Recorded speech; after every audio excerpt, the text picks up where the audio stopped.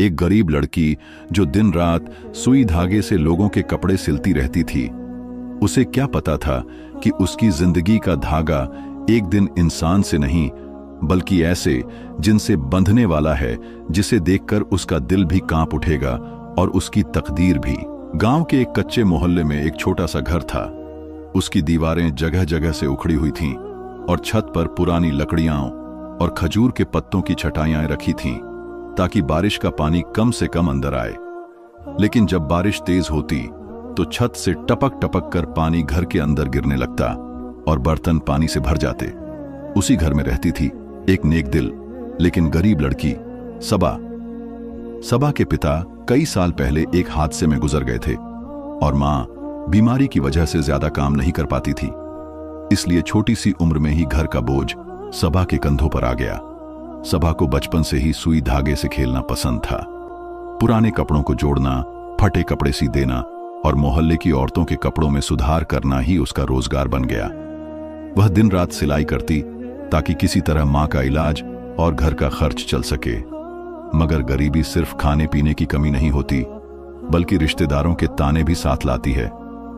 जब कभी सबा और उसकी मां किसी शादी ब्याह में जाती तो लोग कह देते, अरे ये वही लड़की है ना जो मोहल्ले में सिलाई करती है, लड़की होकर मशीन के पीछे बैठी रहती है। कोई कहता, अगर सबा के पिता जिंदा होते तो इसे यूं ठोकरें न खानी पड़ती। और कोई ताने भरी हंसी हंस देता। सबा ये सब सुनकर अंदर से टूटती थी लेकिन चेहरे पर हमेशा सुकून बनाए रखती। वह जानती थी कि असली इज्जत तो सिर्फ अल्लाह के पास है। वह अक्सर मां से कहती, अम्मी, लोग चाहे कुछ भी कहें, हमें अपना दामन साफ रखना है। रोजी चाहे कितनी भी कम हो लेकिन हलाल होनी चाहिए। उसकी मां उसके सिर पर हाथ फेर कर कहती, बेटी, तुम्हारा हौसला ही मेरा सहारा है। सबा की आंखों में एक अजीब सी चमक थी, जैसे उसकी नेकदिली झलकती हो। जब वह मोहल्ले की गलियों से गुजरती तो लोग उसकी खूबसूरती की बातें करते, मगर वह कभी घमंड नहीं करती। उसका पुराना लेकिन साफ सुथरा कपड़ा और उसकी सादगी ही उसकी सबसे बड़ी खूबसूरती थी। लेकिन सबा को नहीं पता था कि उसकी मेहनत और सच्चाई को कोई और भी देख रहा है। गांव के पास एक पुराना जंगल था जिसके बारे में कहा जाता था कि वहां जिन रहते हैं। लोग शाम ढलते ही उस रास्ते पर जाने से डरते, मगर सबा को कभी डर नहीं लगा। वह अक्सर लकड़ियां लाने या जड़ी बूटियां चुनने वहां चली जाती। उसी जंगल में एक जिन रहता था, जरफान। बाकी जिनों से अलग उसके दिल में इंसानों जैसी नरमी थी। जब भी वह सबा को दूर से देखता उसके दिल को अजीब सा सुकून मिलता। उसे हैरानी होती कि इतनी मुश्किलों में रहकर भी इस लड़की के चेहरे पर इतनी रोशनी कैसे है। वह अक्सर दूर से खड़ा होकर सबा को सिलाई करते देखता, कभी खिड़की के पास, कभी गली के मोड़ पर और कभी जंगल के उस पेड़ के पास जहां से सबा लकड़ियां काटती। उसके दिल में एक अजीब सा एहसास जन्म ले रहा था। इंसान और जिनका रिश्ता अजीब लगता था, मगर सबा की नेकदिली और सब्र ने उसके दिल को बांध लिया था। एक दिन सबा बाजार कपड़ा लेने गई ताकि नया काम मिल सके। धूप बहुत तेज थी और वह पसीने में भीग रही थी। उसने पुराने दुपट्टे से चेहरा ढक रखा था, मगर उसकी आंखें फिर भी चमक रही थीं। जरफान भी वहां इंसानी रूप में मौजूद था। उसने दूर से सबा को देखा और सोचा, काश यह लड़की जान पाए कि कोई उसकी मेहनत की कदर करता है। उस दिन उसने तय किया कि अब वह सबा के और करीब जाएगा। कुछ दिन बाद सबा के घर पर दस्तक हुई। उसने दरवाजा खोला तो सामने एक अजनबी खड़ा था। वह साधारण सा इंसान दिखता था, मगर उसकी आंखों में गहराई थी। उसने मुस्कुराकर कहा, बीबी, मुझे अपनी कमीज सिलवानी है, क्या आप सिलाई करती हैं? सबा ने हैरानी से देखा, फिर नरमी से बोली, जी मैं सिलाई करती हूं, आप कपड़ा दे दीजिए। वह दरअसल जरफान ही था, इंसान बनकर। उसने कहा, यह कपड़ा बहुत कीमती है, इसे ध्यान से सिलना। सबा ने विश्वास से कहा, चिंता मत कीजिए, मेरे हाथ से कपड़ा खराब नहीं होगा। उसकी आवाज और आत्मविश्वास ने जरफान के दिल को हिला दिया। धीरे धीरे वह बार बार सबा के पास आने लगा, कभी कपड़ा सिलवाने के बहाने, कभी पुरानी कमीज सुधारने के लिए। हर मुलाकात में सबा की सादगी और नरमी उसे और मोह लेती। गांव वाले अक्सर सबा पर बातें बनाते, लड़की जवान हो गई है लेकिन इसका रिश्ता अब तक नहीं आया, शायद इसकी गरीबी वजह है।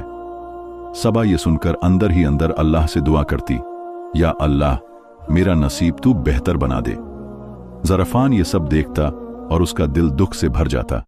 वह सोचता, काश मैं इंसान होता तो सबा को अपना दिल दे सकता, मगर वह जिन था और यह राज वह अब भी नहीं खोल सकता था। समय बीतता गया। सबा की मां की बीमारी बढ़ने लगी और घर का बोझ और कठिन हो गया। सबा की उंगलियां सुई से छिल जाती, हाथों पर निशान पड़ जाते, लेकिन वह फिर भी काम करती रहती। ज़रफ़ान उसे देखता और सोचता, कभी ना कभी मुझे सबा को सच बताना ही होगा, वरना वह हमेशा अकेली रहेगी। आखिरकार उसने तय किया कि अगली बार जब वह सबा से मिलेगा तो सिर्फ कपड़ा नहीं देगा, बल्कि उससे दिल की बात भी करेगा, चाहे अपनी असली पहचान की झलक ही क्यों न दिखानी पड़े। सबा के दिन इसी तरह गुजर रहे थे। वह सुबह सूरज निकलने से पहले उठती, वुजू करती, नमाज पढ़ती और फिर सिलाई मशीन के पास बैठ जाती। उसकी मशीन की खड़खड़ाहट ही उसके घर की जिंदगी की निशानी थी। उसी खड़खड़ाहट के बीच कभी उसकी मां खांसने लगती, कभी पानी मांगती और सबा भागकर मां के पास जाती, पानी देती, दवा देती और फिर वापस सिलाई में लग जाती। उसके दिन और रात एक हो चुके थे, लेकिन उसके चेहरे से सब्र की रोशनी कभी कम नहीं होती थी। गांव के लोग उसके सब्र का भी मजाक उड़ाते। औरतें हंसकर कहती, ये लड़की तो शायद सिलाई करने के लिए ही पैदा हुई है, न जाने इसकी किस्मत में क्या लिखा है। कोई कहता, ऐसी लड़की से कौन शादी करेगा, न उसके पास दहेज है न कोई ठाठ बाट। सबा चुपचाप सुन लेती और मन ही मन दुआ करती, या अल्लाह, मुझे तेरी रजा पर राजी रहने की तौफीक दे। ज़रफ़ान अक्सर ये सब सुन लेता, कभी दूर खड़े होकर, कभी इंसानी रूप में बाजार में बैठा। उसका दिल तड़प उठता, मगर वह जानता था कि अभी वक्त नहीं आया है कि वह अपनी असली पहचान खोल सके। वह चाहता था कि पहले सबा उसे इंसान समझकर कबूल करे, फिर कभी वह सच बताए। एक दिन ज़रफ़ान फिर सबा के घर आया। उसके हाथ में एक और कीमती कपड़ा था। उसने दरवाजा खटखटाया। सबा बाहर आई तो उसने नरमी से कहा, यह कपड़ा मेरे लिए बहुत खास है, क्या आप इसे मेरे बताए डिजाइन के मुताबिक सी सकती हैं? सबा ने कपड़ा लिया और बोली, जी, आप फिक्र मत कीजिए, बस 2 दिन का वक्त दीजिए। ज़रफ़ान ने उसके हाथों की तरफ देखा जहां सुई के जख्मों के निशान थे।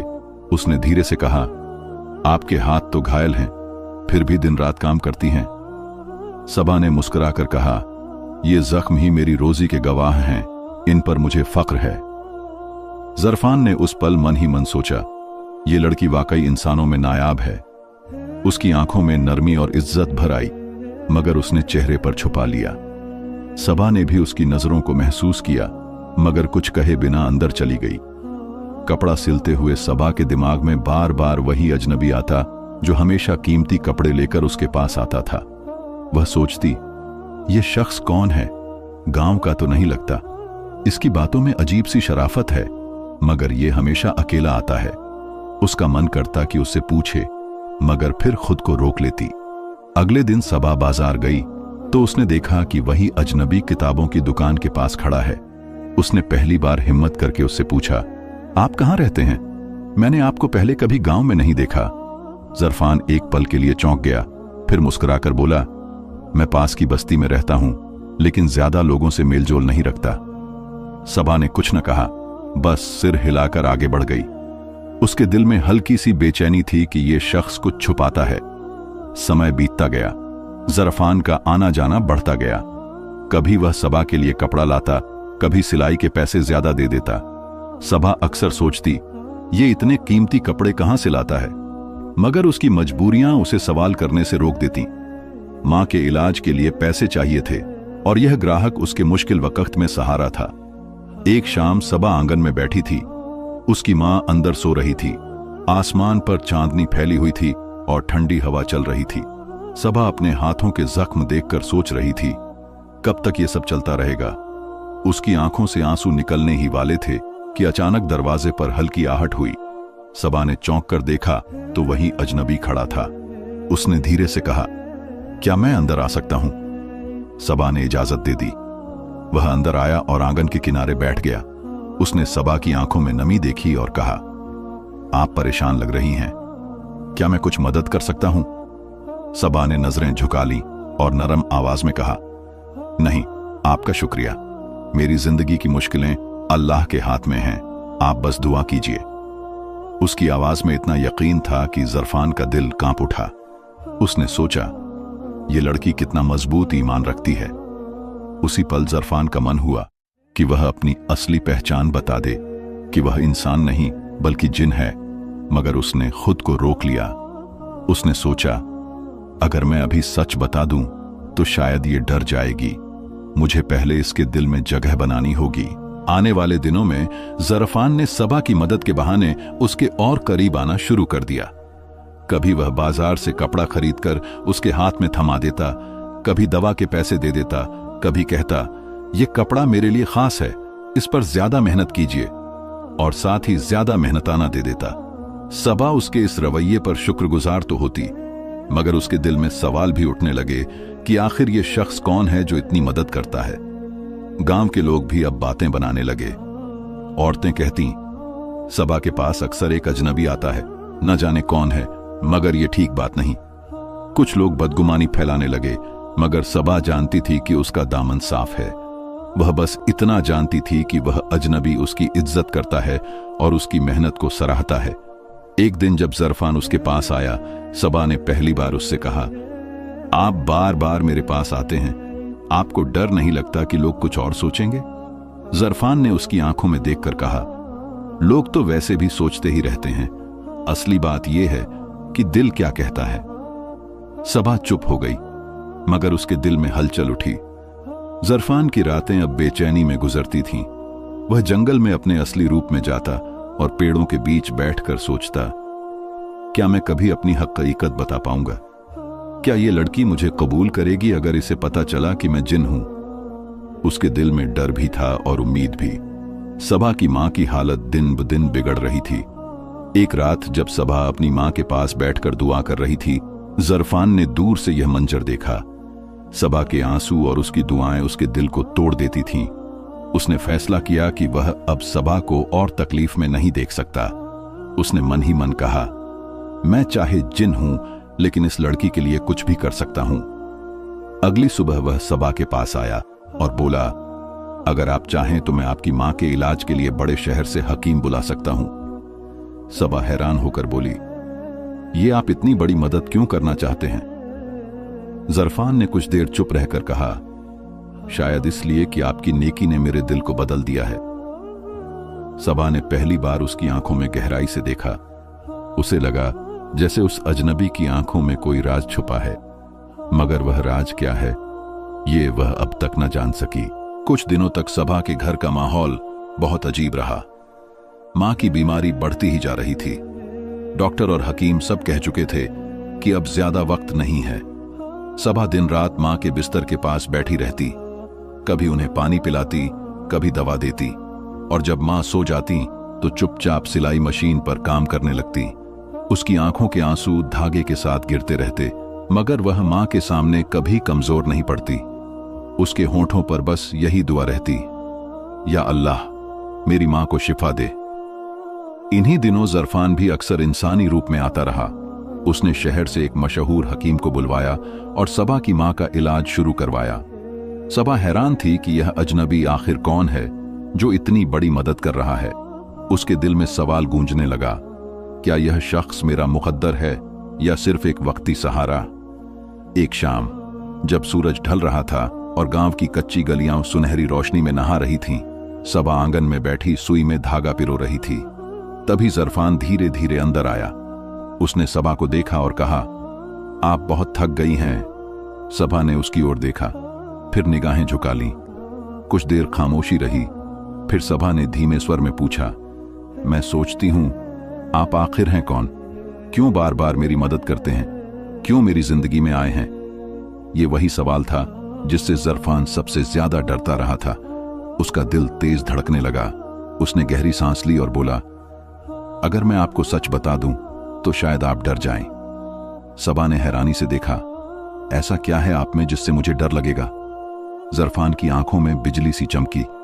उसने धीरे से कहा, मैं इंसान नहीं हूं सबा, मैं एक जिन हूं। यह सुनते ही सबा के हाथ से सुई धागा गिर पड़ा। उसका दिल जैसे थम सा गया। उसने कुछ पल जरफान को देखा, फिर कांपती आवाज में बोली, ये कैसे मुमकिन है? जरफान ने निगाहें झुका लीं और कहा, मुझे पता है मेरा वजूद आपको डरावना लगेगा, लेकिन मैंने पहली बार आपको तब देखा था जब आप जंगल में लकड़ियां बटोर रही थीं। उस दिन से आपकी सादगी और नेकदिली ने मेरे दिल को कैद कर लिया। मैं चाहता तो अपनी ताकत से आपको सब कुछ दे देता, मगर मैंने सिर्फ आपकी मेहनत को देखने का फैसला किया। सबा, मैं आपके करीब आने के लिए इंसानी रूप लेता रहा ताकि आप मुझसे डरे नहीं। सबा की आंखों से आंसू बह निकले। उसने कहा, आपने मुझसे सच क्यों छुपाया? अगर मैं पहले जान लेती तो। वह रुक गई। उसके दिल में डर भी था और एक अजीब सा खिंचाव भी। जरफान ने कहा, मैंने सच इसलिए छुपाया क्योंकि मुझे डर था कि आप मुझसे नफरत करने लगेंगी। लेकिन सबा, मेरा दिल साफ है, मैं आपका कोई नुकसान नहीं चाहता। मैं सिर्फ यह चाहता हूं कि आप जान लें, मैं आपको इज्जत देना चाहता हूं, आपका सहारा बनना चाहता हूं। सबा ने आसमान की तरफ देखा, जैसे अल्लाह से रहनुमाई मांग रही हो। उसने कहा, मैं नहीं जानती मेरा दिल क्या कहता है। मैं इंसान हूं और आप जिन हैं, यह फासला बहुत बड़ा है। जरफान ने नरमी से कहा, अल्लाह की जमीन पर सब उसके बंदे हैं, अगर वह चाहे तो फासले मिटा देता है। उस दिन के बाद सबा के दिल में एक लगातार जंग शुरू हो गई। एक तरफ उसकी परवरिश, उसका डर और इंसानी दुनिया के नियम, दूसरी तरफ जरफान की कुर्बानियां, उसकी सच्चाई और वह सुकून जो उसकी मौजूदगी में मिलता था। गांव वाले भी अब बातें बनाने लगे थे। एक औरत ने सबा से कहा, हमने सुना है तुम्हारे पास एक अजनबी आता है, तुम्हें अपनी इज्जत का ख्याल नहीं? सबा ने गुस्से से जवाब दिया, मेरी इज्जत मेरे अल्लाह के हाथ में है। मगर अंदर से वह टूट रही थी। एक रात जब सबा अपनी मां के पास बैठी थी तो मां ने धीमी आवाज में कहा, बेटी, मैं जानती हूं कि तुम्हारे दिल में कुछ है जिसे तुम मुझसे छुपाती हो। तुम्हारी आंखें बदल गई हैं, मुझे बताओ, वह अजनबी कौन है? सबा की आंखों से आंसू बह निकले। उसने मां के हाथ पकड़कर कहा, अम्मी, वह इंसान नहीं है, वह जिन है। मां ने पल भर को आंखें बंद की, फिर बोली, बेटी, अगर वह सचमुच जिन है और फिर भी तुम्हारी इज्जत करता है, तुम्हारी मेहनत को सराहता है, तो यह अल्लाह की तरफ से कोई आजमाइश भी हो सकती है और रहमत भी। डरने की जरूरत नहीं, बस दुआ करो कि अल्लाह तुम्हें सही रास्ता दिखाए। यह सुनकर सबा का बोझ कुछ हल्का हो गया, मगर फैसला लेना उसके लिए अब भी आसान नहीं था। कुछ ही दिनों बाद गांव में बड़ी मुसीबत आ गई। एक जालिम जमींदार ने सबा से कहा कि अगर वह उसके लिए काम नहीं करेगी तो वह उसका घर छीन लेगा। सबा डर गई, मगर उसने साफ कहा, मैं अपनी इज्जत के खिलाफ कोई काम नहीं करूंगी। जमींदार ने धमकी दी तो तेरा अंजाम बुरा होगा। यह बात जब जरफान तक पहुंची तो उसके अंदर का असली रूप जाग उठा। उसी रात जब जमींदार अपने डेरे पर बैठा था, अचानक जमीन हिलने लगी, पेड़ कांपने लगे और गूंजती हुई भारी आवाज आई, अगर तूने दोबारा सबा को तंग किया तो तेरा नाम निशान मिट जाएगा। जमींदार डर के मारे जमीन पर गिर पड़ा और अगले दिन गांव छोड़कर भाग गया। जब सबा को यह मालूम हुआ तो पहली बार उसके दिल में शुक्र आया कि जरफान ने उसकी इज्जत बचाई। उसके दिल का डर धीरे धीरे कम होने लगा और एक अजीब सा यकीन पैदा हुआ कि शायद यह सब अल्लाह की तरफ से है। कुछ दिन बाद जब मां की हालत और बिगड़ गई तो सबा ने जरफान को बुलाया। उसने कहा, अगर आप सचमुच मेरी परवाह करते हैं तो दुआ कीजिए कि मेरी मां सलामत रहे। जरफान ने आसमान की तरफ हाथ उठाए और ऐसी दुआ की कि सबा की आंखों से बेकाबू होकर आंसू बहने लगे। उसी रात मां की तबीयत में सुधार आने लगा। यह वही पल था जब सबा का दिल पिघल गया। उसने जरफान की तरफ देखा और कहा, शायद अल्लाह ने आपको मेरी जिंदगी में किसी वजह से भेजा है। मैं इंसान हूं, आप जिन हैं, मगर अगर मेरा रब चाहे तो यह फर्क मायने नहीं रखता। जरफान की आंखों में रोशनी भर आई। उसने कहा, सबा, मैं तुमसे वादा करता हूं कि चाहे मैं इंसान न हूं, मगर तुम्हारी जिंदगी की हर मुश्किल में तुम्हारे साथ रहूंगा। मां ने भी सबा का हाथ पकड़कर कहा, बेटी, अगर यह जिन तुम्हारी इज्जत और ईमान का रखवाला है तो यह तुम्हारा मुकद्दर है।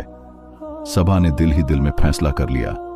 उसने जरफान की तरफ देखकर कहा, अगर मेरा रब राजी है तो मैं भी राजी हूं। उस दिन के बाद सबा की जिंदगी बदल गई। गांव वाले हैरान थे कि वह लड़की जो अकेले सिलाई करके घर चलाती थी अब उसके साथ एक ताकतवर साथी है। मगर सबा के दिल में बस यही सुकून था कि उसने अपनी इज्जत अल्लाह के हवाले की और उसने उसकी दुआओं का जवाब दिया। रातों में जब वह आसमान के नीचे बैठती तो ज़रफ़ान उसके साथ होता। दोनों खामोशी से चांद को देखते और सबा के दिल में एक ही ख्याल उठता, वाकई अगर मोहब्बत सच्ची हो और दिल साफ हो तो इंसान और जिन के बीच भी फासले मिट सकते हैं।